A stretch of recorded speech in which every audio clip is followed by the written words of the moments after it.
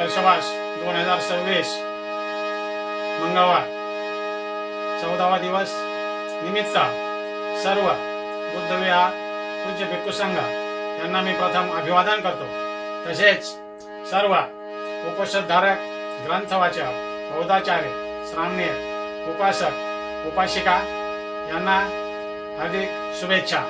मित्रांनो, मुनीने दरबारामध्ये जेव्हा मृगवनातील चाललेला जो धम्मोपदेश आहे त्यावर मन श्वासोच्छ्वास यांचे जे संबंध आहे आणि त्यावर शरीरात आचार विचार याशी जो संबंध आहे त्यावर वर्णन करून सांगितलं आणि त्यासाठी भगवंतांनी विपश्यनासाठी जे आसन व्यवस्था दिलेली आहे त्या आसन व्यवस्थेचं वर्णन मुनींनी दरबारात सांगितलेलं आहे की भगवंताने धम्मदेश ग्रहण करताना किंवा साधना करताना विपश्यनातील आसन व्यवस्था समजून घेऊन त्यानुसार उपासकांनी वर्तन केलं पाहिजे।